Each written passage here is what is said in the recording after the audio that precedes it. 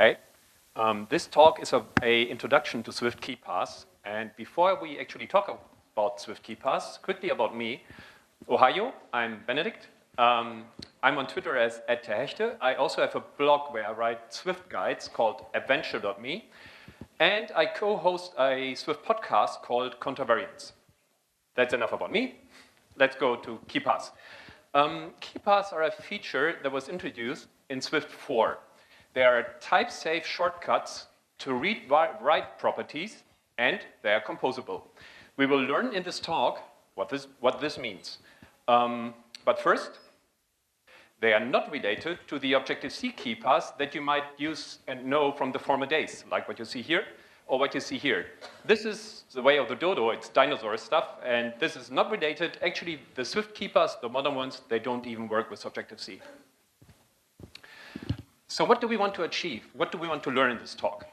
I have an example that I'm trying to build in this talk. So imagine you have settings in your app. Every app has settings, right? And in your app, your settings, you have a display name and whether you want to share updates in the profile settings and maybe a score. You might also have privacy settings where you have a passcode and whether users can add you by ID and a blacklist. Now imagine you want to create a protocol that these settings can conform to. It's really difficult. Why is it difficult? Because here we have a string, a bool, and a float, and there we have a bool, another bool, and an array of strings. There's not really anything you can share between these types. It's like comparing a car to a horse or a car to a hamburger. They are different. So there's no way to define a simple protocol that abstracts over these types. But this is possible with Keypaths. Where protocols make it difficult to abstract over very different types, Keypaths actually allow this. And this brings us to the goal of this talk. We will develop a generic way to abstract over app settings, and specifically settings of any shape and type. To achieve that, we will learn more about Keypaths. So the agenda is, first we will have an introduction, then we will have a bit of theory on Keypaths, then we will see a practical example, and finally, there are some tips and tricks and Keypath libraries that are useful. So with that said, let's dive in with the introduction into the topic. Here we have a struct. It has a username. It's a user. It has a username. It's very simple. And we create a new player, which is basically a user with the username Mario. And now what we do is, on this player, we use the Keypath to change the username of the player to link. So instead of directly assigning it, what we actually do is we are using Keypath syntax. So we are telling Swift, the player property, use the Keypath user.username, and change it to link. We can also extract this Keypath into a variable. So here we have a name Keypath variable, and now we tell the player to change the name to Luigi for the name Keypaths. So what we did is we abstracted the access to the property username into a variable that we can actually move around and store. And so you may ask, well, this variable, what kind of type does it have? So the user.username has two generic types. The first one is user, and the second one is value. So this root type, user, it could be user, your view controller, a vehicle, an address, anything. And the value type, so the second generic parameter, it could be a string, an int, or float, or another user, an address, it could be the value of a property. So these two together, they form a Keypath with a root and a value. And for us, for our user, this is basically a Keypath from user to string, because username of the type is a string type. Keypaths can also be nested. So here we have a struct called address, and it has a street. Here we have a user, and it has one property, address. So now we can create a Keypath from user to address, to the street, to the count, which is the number of characters in the street string. And so this basically is a Keypath from user to int, because we can actually nest Keypaths to get into nested properties. Those are the basics. So with that said, we can now get into some Keypath theory. So the first thing is we have to understand the types of Keypaths, because Keypaths can have different types. The first one is the one we already saw. It's a Keypath with a root and a value. Those Keypaths are read-only, and they offer you both generic types. Here's an example. We already saw that before. We have a user with a username. We create a Keypath. Now we create a player, and we can print the username of the player with the Keypath. But see, this is a let property, and it is a struct. So we can actually not change it. If we try to assign a value here, we get an error, because the Keypath is read-only. If we want to write to a Keypath, we need a writable Keypath. Again, it has a root and a value, and it works with var properties. So here, we again have a user, we create a player, and now we assign, and this time it works, because this is a mutable player. There's also a reference writable Keypath. This is for class types, and I will not go any further in this, just know it exists. Then this is a partial Keypath. So one thing is that Keypaths are very versatile, and that's why there are type erased versions. So the partial Keypath only has a root. It's also read-only, and we can see its use here. So here we have a Keypath that's a partial Keypath from user to string, but it's still a partial Keypath user. And here we have a partial Keypath from user to age. It's int, but in the end, it's still a partial Keypath user. And the same here. So they are different types, but in the end, they have the same type erase type. That means we can create a function, accept Keypath, and we can call it with the user's age or the user's username. And that means that we are very versatile in what kind of Keypath we can accept. And if you need even more control, there's actually any Keypath. Here, everything is type erased. There's no root, there's no value. So this is very useful to keep different types together. Here we have an array of any Keypath, where we have a Keypath to a username and a Keypath to the count property of a string. So those are totally different types. We can still put them in the same array because they are any Keypaths. So Keypath user string are both any Keypaths. Now you may wonder, what kind of use does an any Keypath have? You can always cast types back. So you can tell Swift, the any Keypath that I have here, is it maybe a writable Keypath of user to string? Or the partial Keypath that I have here, is it maybe a Keypath to user and Boolean? And if that's the case, you will get a proper Keypath back, and then you can use it. So you can use the writable Keypath to write, or the Keypath to access the bool property. And this is very useful, and this happens at runtime. With this information, we can go to the next step, Keypath composition. This is a really cool feature that only Keypaths offer. Imagine you have a user with an address, and the address is a string. We've seen this before. When we take the address from the user as a Keypath with user.address, and then take the Keypath from the address street as another Keypath. So now we have two Keypaths here. Then we can actually join them together. So we can take the first Keypath from the user to the address, and the second Keypath from the address to the street, and we can append the one to the other. So what we're doing here is, we are calling this appending function on a Keypath. We are taking user.address, we are taking address.street, and we combine it into user.to-street. So we are joining Keypaths at runtime to access different data. That's it with the theory. Before we move on, I want to give you a brief minute to reflect on what we just saw. Keypaths, composition, nesting, types, type erasure. And now we go into a practical example to see how this works. We are trying to build a generic way of handling app settings. Here are settings. We have a profile and we have privacy. When we go into the profile, we have the display name and we have whether to share profile media updates. When we go into the privacy, we have the passcode log and whether we want to allow others to add me by ID. These are all very different data structures. When we want to build them, then the settings kind of looks like this. We have profile settings and privacy settings as nested types within the settings. The profile settings, we have display name and share updates. So the one is a string, the other is a bool. The privacy settings have a passcode and whether one can be added by ID, a bool and another bool. And so we want a generic way so that we can abstract over these settings with one method and display and edit them. In addition to the actual value, we also have meta information. The setting may have a title, it may have a subtitle, it may have some help information. For that, we create a struct. We call it setting entry. It has a key path. This could be, for example, privacy settings or passcode. So it maps to a specific information, a specific property in the settings. And then we have a title. This could be, for example, log with passcode. And then we have subtitle and help, but we will ignore them in this presentation and just focus on this, the key path and the title. So that means these settings entries can be used to describe our user interface. But how do we get them? So we implement a protocol. We define a protocol settings provider. It just has one requirement. There's a variable settings that returns an array of settings entries. So anybody conforming to this protocol will basically describe itself and will say, these are the settings I contain. So let's do this. Our initial settings look like this. We have profile settings and privacy settings. So if we want to conform to the protocol, we conform to settings provider. We implement the one method, settings, the one property, to return an array of settings entries.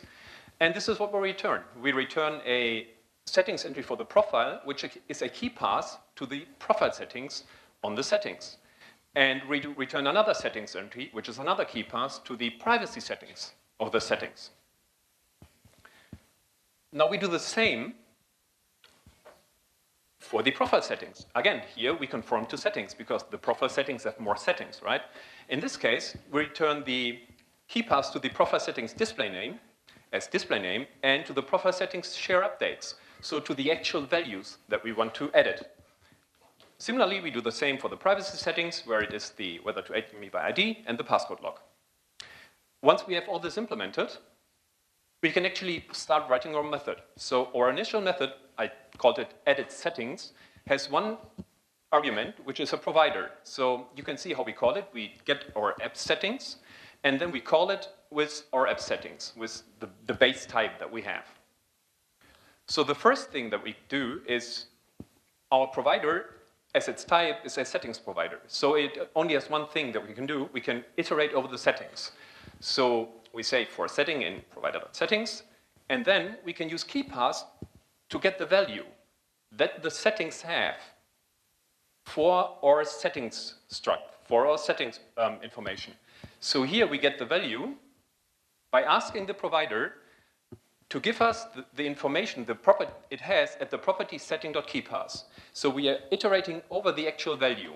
So we are here, and now we got this. This is the information we got in that step. But we may also want actually to get this information, which is another nested level. So in order to achieve that, to pull this off, what we need to do is we need to figure out the value that we got back. Is that maybe another settings provider? So is that another thing that we need to iterate over recursively? That's what we do. We ask Swift, is this another settings provider, the value? And if that's the case, we can basically iterate over it again. So we go again for item in nested settings. And now what we do is we have the key path that we started with, which would be the settings.privacy settings. And we also have the key path for the current iteration. This would be privacy settings.passcode. And now at runtime, we can join them. And so we take the privacy settings, we take the passcode, and we combine it to get settings to passcode. So this gives us a direct way from our settings provider into the actual setting that we want to edit in the structure. Finally, as a last step, we make this recursive. We define a new function, update settings, and we get the value, and then we call update settings again until we reach the point where it's not a value anymore that we can iterate over. So we finished this part. We have our settings and our profile settings and privacy settings. We can iterate over these recursively over these settings. But what we don't have yet, we have the display name, for example, and the share updates. And this is what we want to do, right? We want to display them, and we want to be able to edit them. And so the way we do it here is really simple. This is the else case. If what we got back as a value is not a settings provider, then it is certainly just a value that we want to edit in. So we can ask Swift, because this is any key path. And we tell Swift, so this writable, this any key path, is this maybe a writable key path from our type to Boolean? And if that's the case, we can actually take it, and we can set the label on our title label to the title of the setting. And we can also go and change the value in the provider by taking the writable keypass and assigning it to true. This way, we can iterate generically over all the settings we have, changing them and displaying them in a very generic and abstract manner. So we're here, and this is what we just set to true. This is the full code. I will keep it here briefly for a couple of seconds. You can look at the slides afterwards. I will also probably be writing a blog post about this. But I have some time to just display this and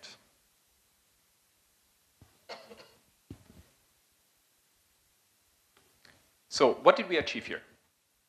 We had settings, very different settings that cannot be really compared and cannot be really controlled with one protocol. And we were able to abstract over the properties of these settings with Keypaths. So types of any shape can now be combined into our settings. We can implement a generic UI where we can read and write these types and these settings without the settings having actually to know, without our generic UI actually having to know anything about the settings. They just need to describe themselves with the settings entry array. This was just an example of what you can do with Keypaths, because Keypaths are really powerful. In my daily work, I feel that there are three things about Keypaths that make them very valuable to me. And as this example showed, there are ways to easily use Keypaths. And I want to give you these three tips that I always keep in mind to see if I can simplify my work using Keypaths. So the first one is choose which types to erase. We saw that before. You can have a Keypath, you can have a partial Keypath, and you can have any Keypath. You can always figure out what they are at runtime, but more importantly, your function, your array, your generics, maybe that you don't need a Keypath, maybe you need any Keypath, because that gives you more flexibility. So Keypaths have the ability to type erase types, and that makes them very valuable. The second one is that you can always cast types back. Even when you lose the generic parameters, you can always get them back at runtime in order to actually use these Keypaths. We've seen an example of how to do that. This is really, really useful. And the third tip I have is actually the one I use the most. So Keypaths conform to hashable. This means that Keypaths can be keys in dictionaries. So you can actually store meta information about your properties, about your types at runtime. So here we have a dictionary called meta. It maps from partial Keypaths of a user to string. So we fill it with the title of the username, which is your name, and the title of the user's age, which is your age. And now we have a function called renderTitle, and we call it just with a Keypath. And at runtime, we basically ask the dictionary, do you have a string for this Keypath? And if that's the case, then we can apply it to our UI. Also observe that even though the type of the dictionary is partial Keypath user, in the renderTitle, we are actually using any Keypath. This works fine, so you don't have, the types don't have to align here. Now, of course, there are many people using Keypaths, and so there already are a lot of really useful Keypath libraries that you can use to simplify your daily work. And I want to briefly showcase two of these. The first one is Query by Katsumi. And so what it does is it's a type-safe wrapper for core data queries. So you know core data, right? It's from Apple, it's all stringly typed. So when you work with core data and you want to run an NS predicate, you get this huge string, and if you have an issue, if let's say then the property name is not name but username, you get an error at runtime. Not at compile time, at runtime your app crashes.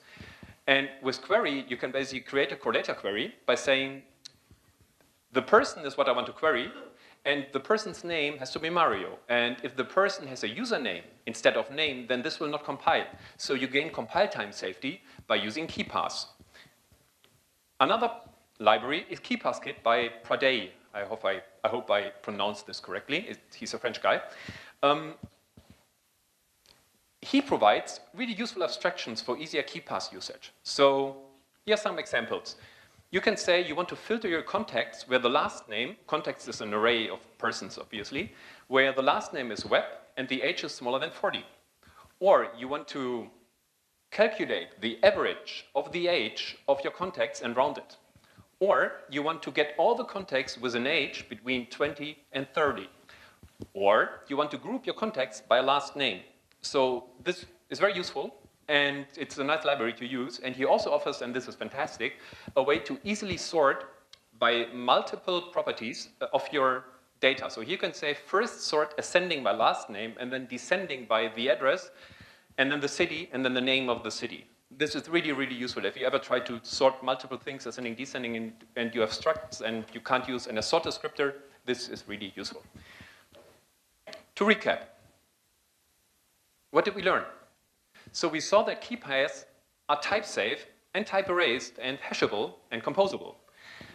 They allow us to create abstractions that are not necessarily possible with protocols. But even better, as we saw in the example, we can actually combine them with protocols to do something that previously would kind of be impossible.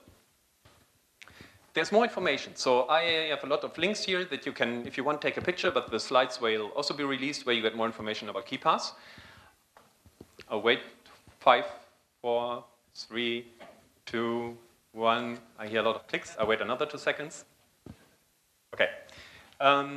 Then, small advertisement. I blog a lot on adventure.me, recently relaunched with a new guide. And so if you like this, then this is where you can find explanations on a lot of Swift topics.